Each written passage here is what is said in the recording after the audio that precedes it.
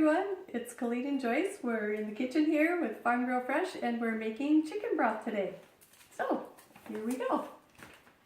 Our recipe can be found on page 158 and I'm going to start with the vegetables. We're going to have some celery, some carrots, some onions, and some garlic. So I'm going to start preparing this and Colleen can talk a little bit about the chicken that we're going to use. Yes, we have a wonderful 6-pound locally grown chicken here. We like to buy chicken from our local growers so we know what we're exactly getting. A lot of people say, oh, I can't afford those organic chickens, they just cost too much. But you know what? It really, when you do the math, you can come out with 9 to 10 cups of chicken and 20 plus cups of broth when you have a chicken this size, and it really does, it's very economical and cost efficient. So I like to actually start with frozen chicken. I just take it out of the freezer and plop it in the pot. So Colleen, you want to do that? And then also, as far as our pot that we're using, sometimes I use a slow cooker. And I will start my broth in the evening and just let it cook all night. Other times I will use a pot like this. So we'll put the chicken in there and then we'll start placing the vegetables in there. We use celery, and in our recipe we call for 2 stalks of celery. The leaves are full of nutrients, so use the inside of the stalk of your celery and just toss that in. Also, if you're using our carrots, we have a lot of people ask if we have to peel the carrots or not. If they're organic carrots, I say just wash them quickly and no peeling necessary. Just wash and toss them in. And then the onion, if you'll notice, we've got 1 large onion and then 2 very small ones. These I actually grew in my own garden. It was a tough year in the gardening this year. Mine didn't get any bigger than that this year either. So we're just going to chop this onion and we're going to quarter it, and then we'll put that in the pot. And then, Colleen, you want to talk about the salt that we're going to use in there? Yeah, we like to use either the Celtic sea salt or the Himalayan pink salt. This salt is like unrefined and has lots of good minerals for you, much more than your regular table salt.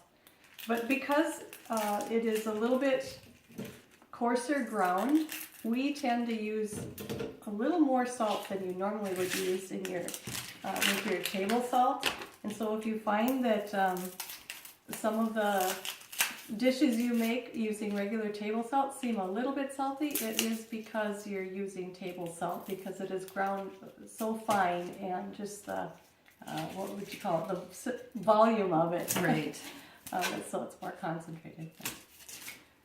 Our recipe also calls for 3 cloves of garlic, but as you can see, my cloves of garlic that I have are very large. So we are going to just use 2 of them rather than 3. So as you purchase your garlic, you'll note that they come in all different sizes of cloves. So just adjust the recipe as needed. And if you really love garlic because it's so medicinal, toss in an extra one. It can't hurt. You'll love the flavor.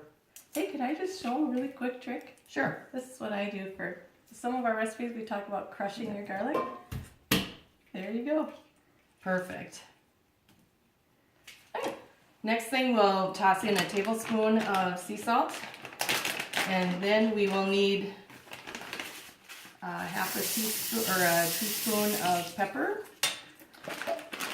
and then we'll add some vinegar. See how simple this is and how fast you can have homemade broth. And then we're going to also add some vinegar. One thing about vinegar, a lot of people ask us why we would ever think of adding vinegar to our broth. Here's what it does. It actually pulls the minerals out of the bones, and so it's drawing out all those good nutrients that's in our chicken. Now we'll just toss some water on it. But water is another thing that you need to consider. Like, do you live in town? Is your water chlorinated? Do you live in the country and have well water that perhaps hasn't been tested for a while and you really don't know what's in it. If you're questioning it, buy bottled water. Your broth is as good as the ingredients that you make it with. So use as quality ingredients as you can find. Now you want to have enough water to cover your chicken. We typically use a 4 to 6 pound chicken. So just cover the chicken about an inch above the chicken with the water. Then we'll place this on the stove and we will let this cook away for probably 8 to 10 to 12 hours. Yeah. So there you have it. We'll put it on the stove and we'll cover it up and we'll let it cook for the day.